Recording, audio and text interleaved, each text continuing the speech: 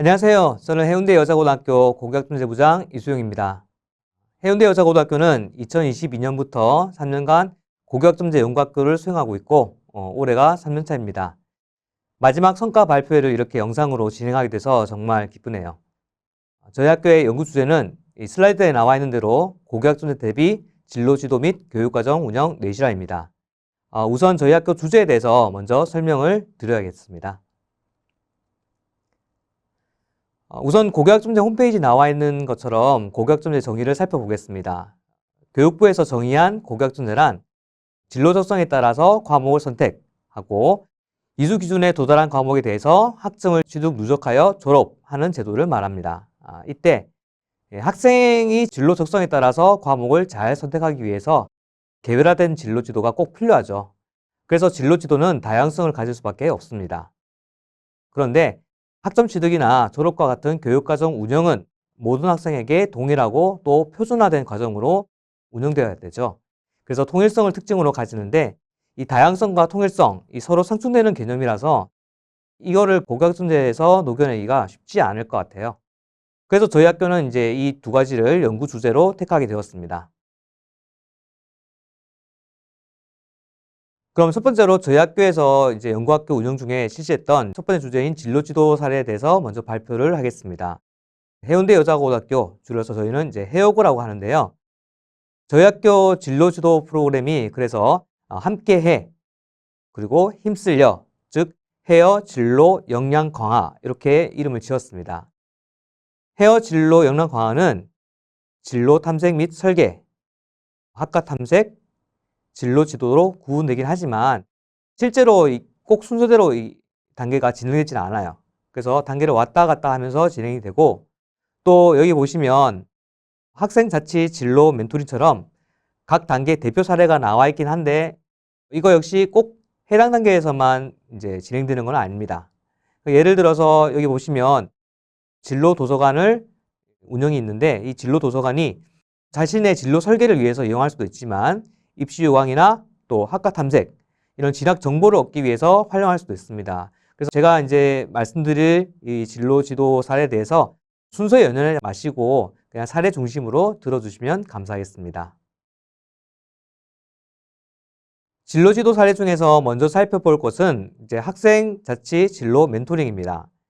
학생들이 스스로 진로를 탐색하기 위해서 멘토와 멘티를 모집하고 또 진로와 관련된 노하우를 공유하는 모임을 스스로 만든 건데요.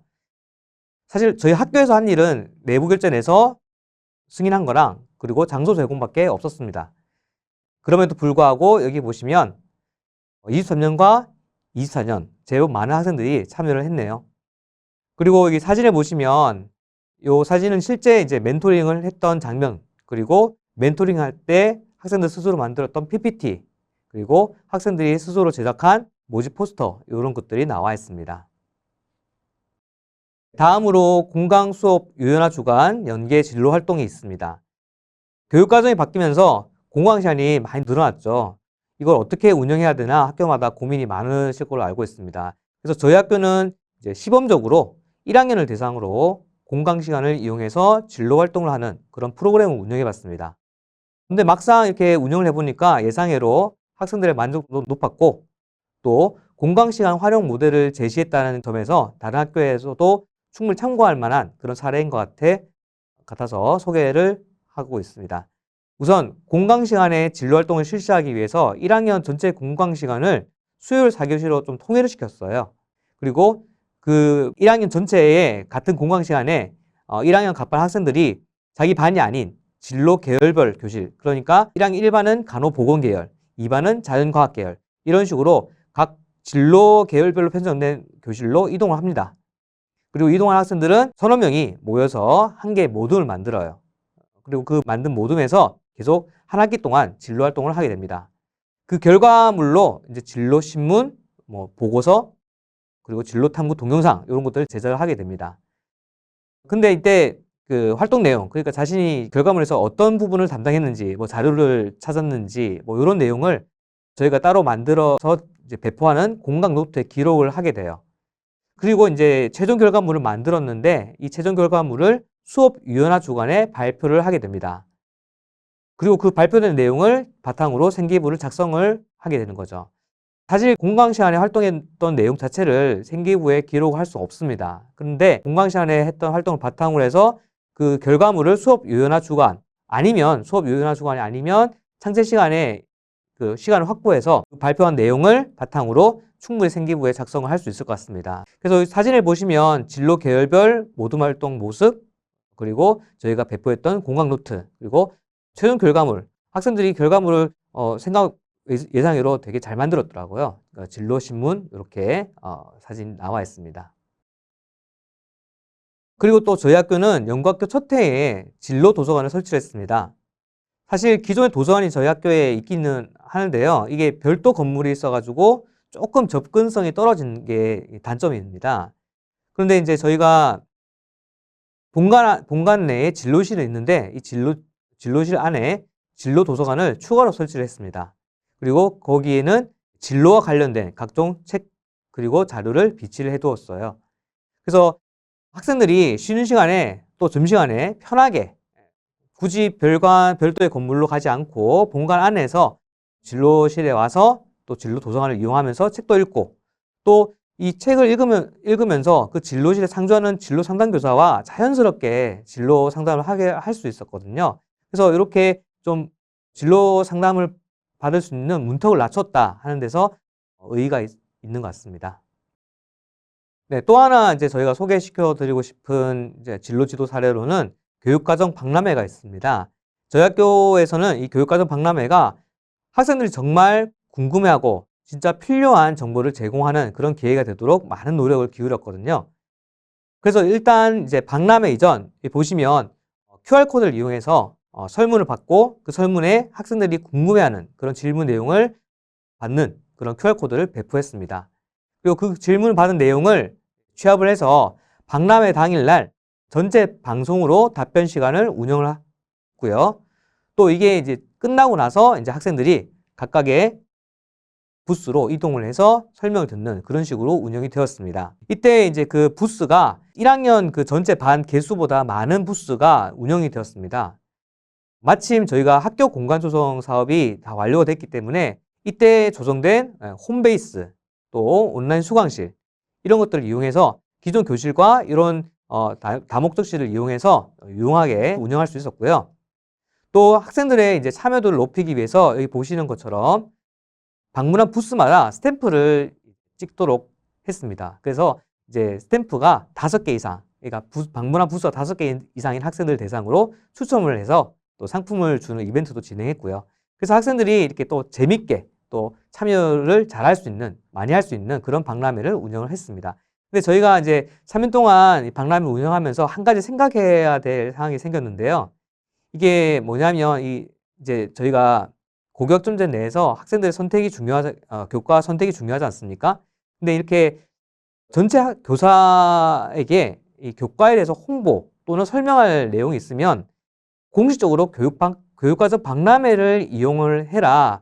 이런 식으로 좀 어떻게 합의가 돼야 된다고 생각을 해요. 선생님들이 개인적으로 자기 교과에 대한 홍보나 또 설명을 하게 되면 이게 자칫 학생들에게 교사가 자기 과목을 좀 들으라고 영업을 하는 거구나. 아니면 또 동료 교사들 사이에서도 좀 불필요한 오해를 불러일으키는 그런 측면이 있는 것 같습니다. 그래서 교육과정 박람회를 공식적으로 이용을 해서 설명을 하고 홍보를 하고 개인적으로 이렇게 학생들에게 설명이나 홍보하는 거는 좀 지양하는 그런 방향으로 저희가 운영을 해야 될 것 같아요.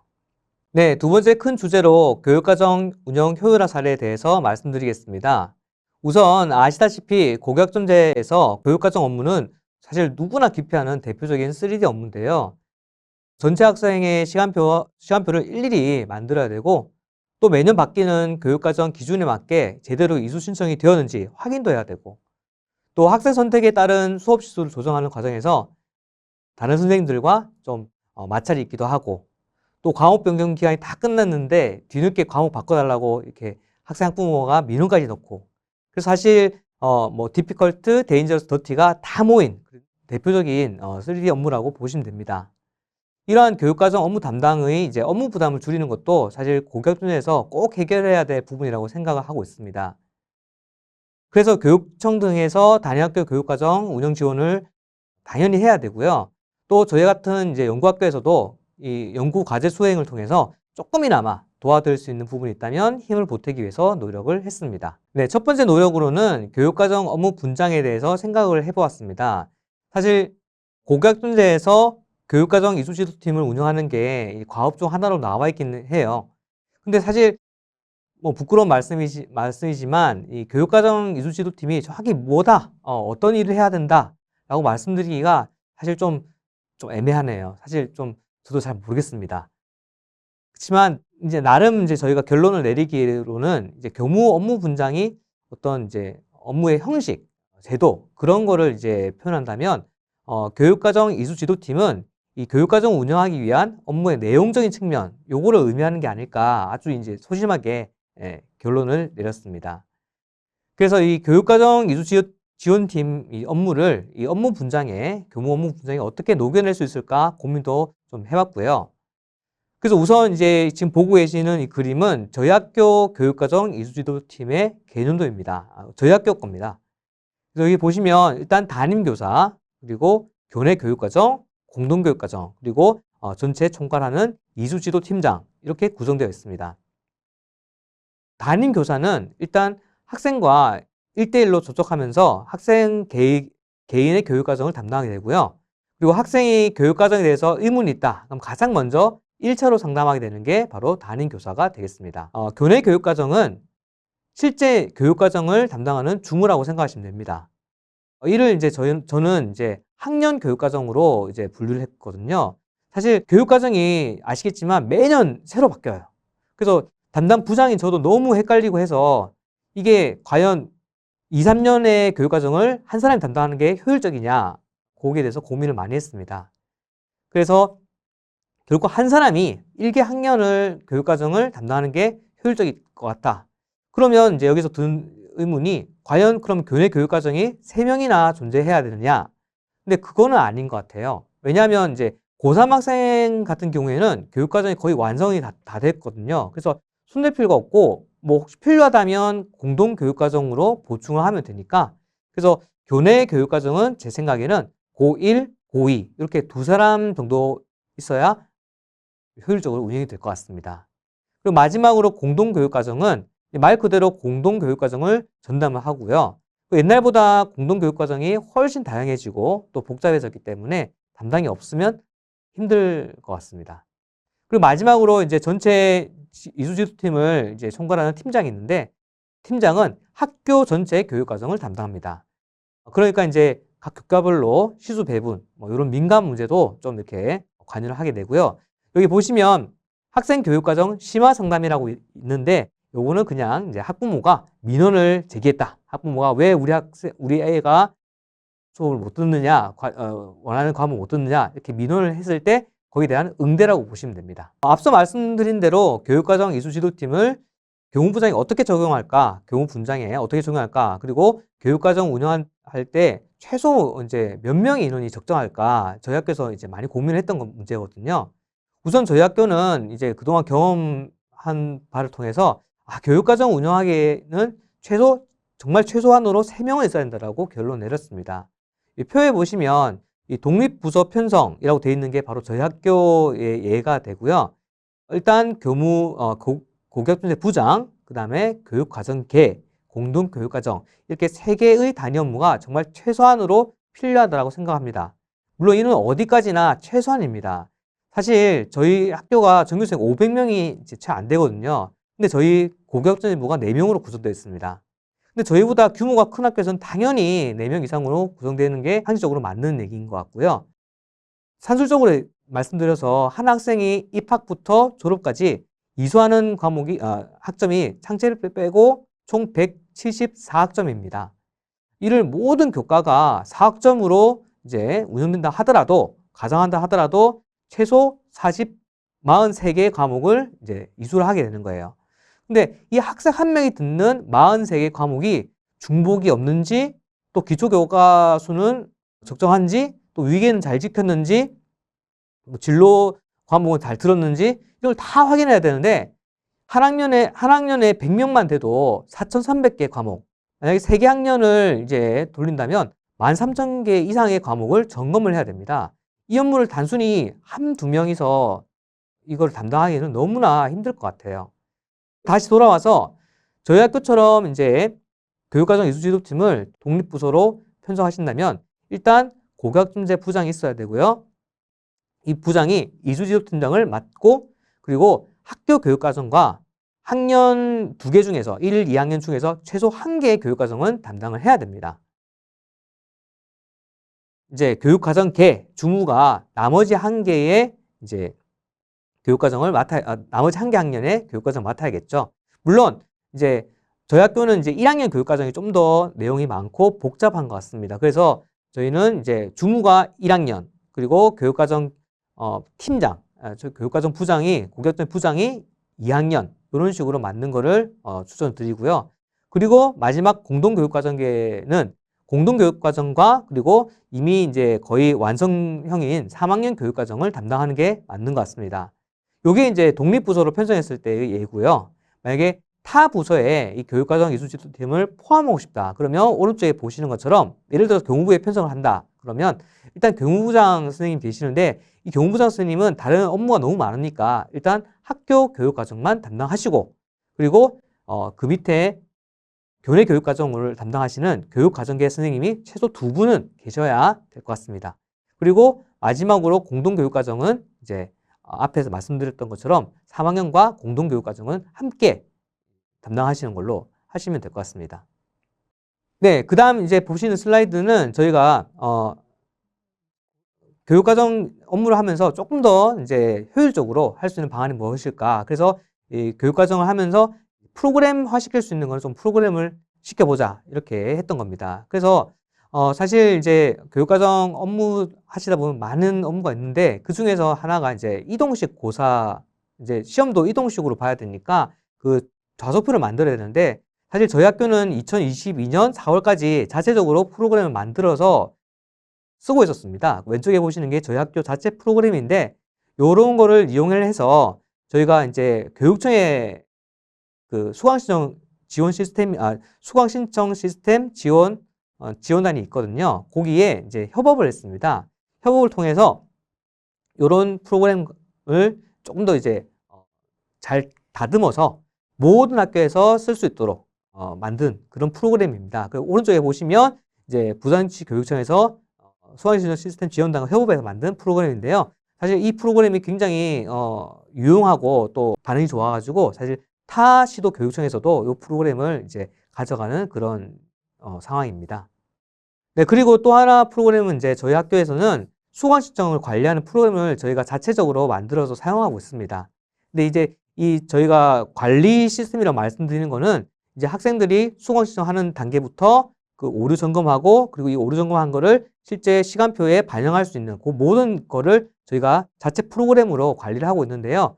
이 프로그램을 이제 모든 학교에 적용하기는 조금 이제 힘들 것 같고 저희가 이제 그 중에서 수강 신청에 오류가 있는지 그 오류 점검하는 프로그램은 이제 앞에서 말씀드렸다시피 부산시 교육청에 있는 수강 신청 시스템 지원단과 협업을 해서 오류 점검을 할 수 있는 프로그램을 또 개발하는데 저희가 참여를 했습니다.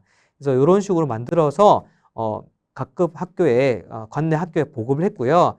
아마 2022년도와 이제 2022학년도 교육과정이 이제 적용되는 내년부터는 또 프로그램이 달라지지 않을까. 이제 교육과정이 바뀌니까 달라진 프로그램을 또 만들어서 보급을 해야 되지 않을까. 이때도 이제 저희가 연구학교에서 했던 그런 경험을 살려서 협업을 해서 만드는 걸로 이렇게 지금 계획을 세워놓고 있습니다.